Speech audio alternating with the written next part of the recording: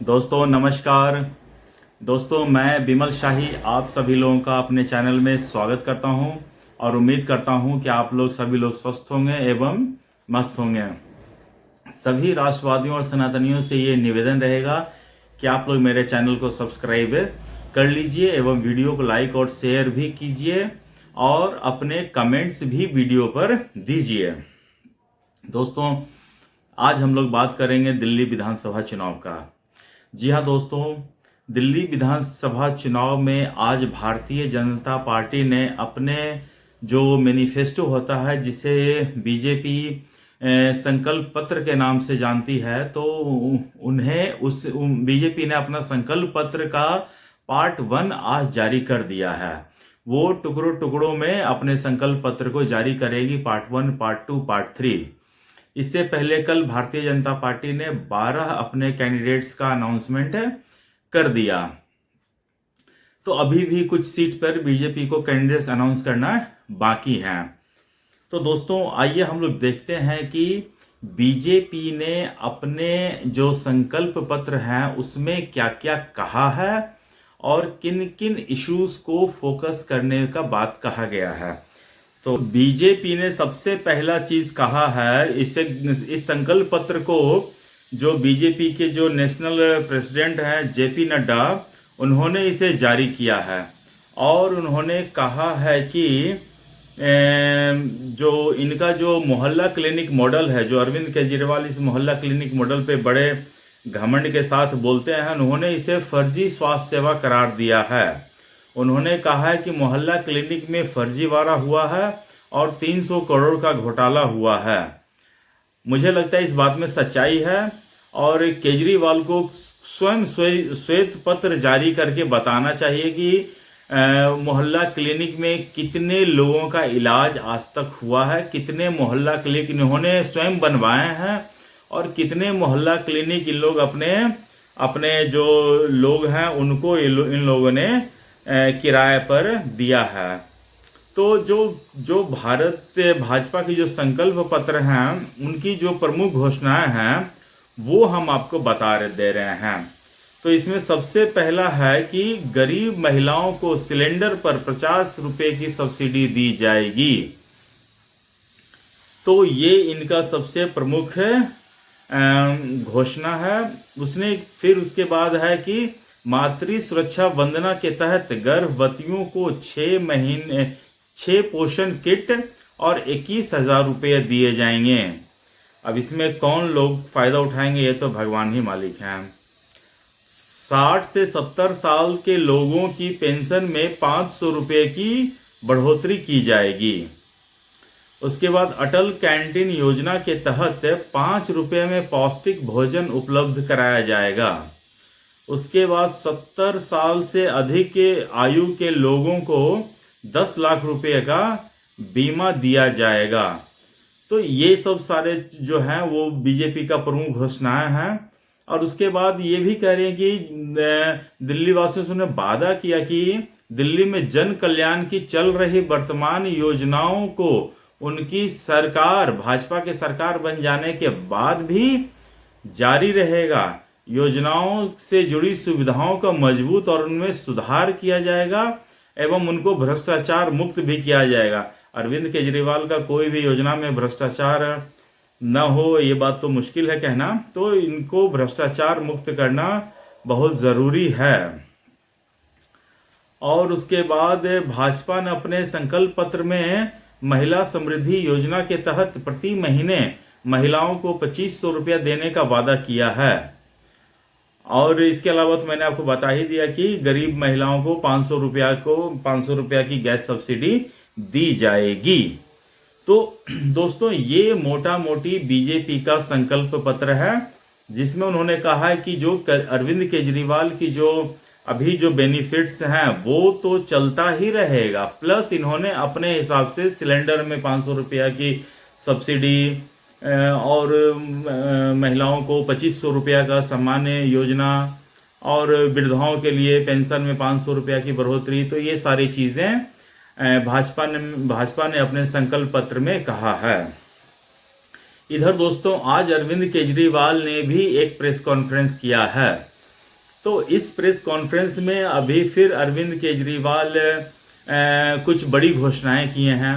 तो मुझे लगता है कि अरविंद केजरीवाल ने पर डे कुछ ना कुछ आता है, घोषणा करके चला जाता है। अपना पर डे एक रिजर्व करके रखा है कि हमको आज के दिन ये घोषणा करना है, कल के दिन ये घोषणा करना है, परसों के दिन ये घोषणा करना है, ताकि वो सोशल मीडिया और नेशनल मीडिया पर फुटेज खा सके, अपना प्रेजेंस बनाए रखें। वरना केजरीवाल का तो आज के समय में रेलेवेंस बिल्कुल जीरो हो चुका है। वो किसी मतलब कि काम का नहीं रहा, मैं कह सकता हूँ। तो केजरीवाल आज आए हैं और उन्होंने प्रेस कॉन्फ्रेंस में एक और घोषणा कर दिया है। उन्होंने कहा है कि जो स्टूडेंट्स वर्ग के लोग हैं उनको मेट्रो में 50% या कम दाम पर ट्रैवल का ऑप्शन दिया जाएगा। और इसके लिए उन्होंने नरेंद्र मोदी को चिट्ठी भी लिख दिया है। तो बताइए दोस्तों, आपको केजरीवाल पर कितना भरोसा और केजरीवाल को नरेंद्र मोदी पर कितना भरोसा है? अरविंद केजरीवाल को लगता है कि उन्होंने चिट्ठी लिखी है नरेंद्र मोदी को इस बारे में, और नरेंद्र मोदी हंसते हंसते इसकी बातें मान लेंगे। क्या आपको अरविंद केजरीवाल और नरेंद्र मोदी के रिलेशन इतने अच्छे लगते हैं क्या? जब नरेंद्र मोदी कोई योजना बनाते हैं और अरविंद केजरीवाल उस योजना को सिरे से खारिज कर देता है, उसको दिल्ली में नहीं लागू होने देता है, तो आपको क्या लगता है कि अरविंद केजरीवाल के पत्र को नरेंद्र मोदी स्वीकार कर लेंगे? तो ये अरविंद केजरीवाल का एक फालतू का चीज है, ड्रामा है, जो हर दिन वो आकर करता है। वो क्या कहता है कि वो लोगों को दिखा रहा है कि देखिए हम तो जी आपके लिए बहुत काम कर रहे हैं, लेकिन आपका सारा काम रोक रहा है कौन? मोदी।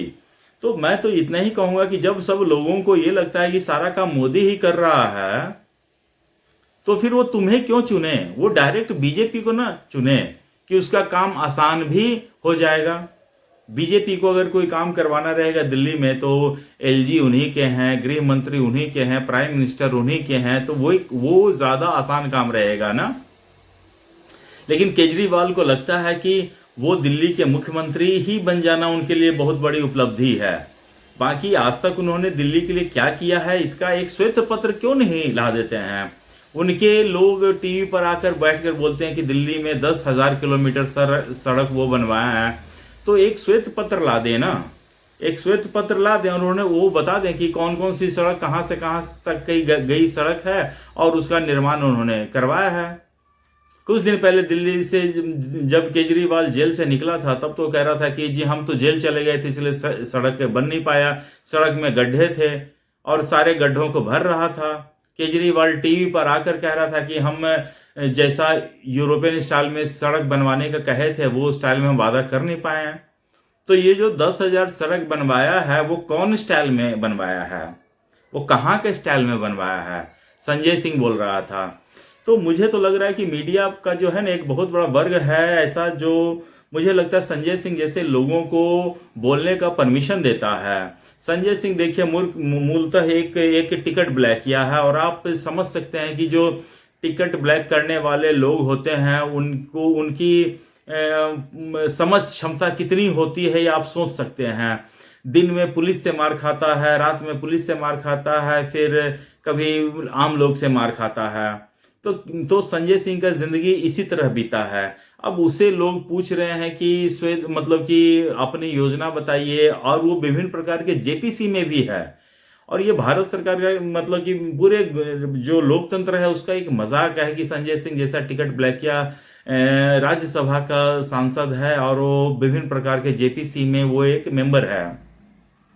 तो मीडिया को ऐसे लोगों से सवाल करने से बचना चाहिए।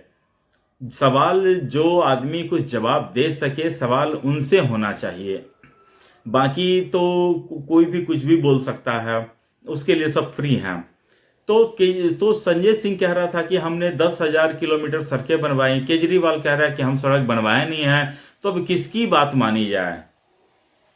तो आम आदमी पार्टी के अंदर बहुत बड़ा विरोधाभास है, उनमें आंतरिक कलह है। संजय सिंह में और केजरीवाल में बिल्कुल नहीं बनती है, संजय सिंह और सिसोदिया में बिल्कुल नहीं बनती, केजरीवाल और सिसोदिया में बिल्कुल नहीं बनती, संजय सिंह अरविंद केजरीवाल और आतिशी मारलेना बिल्कुल नहीं बनती है।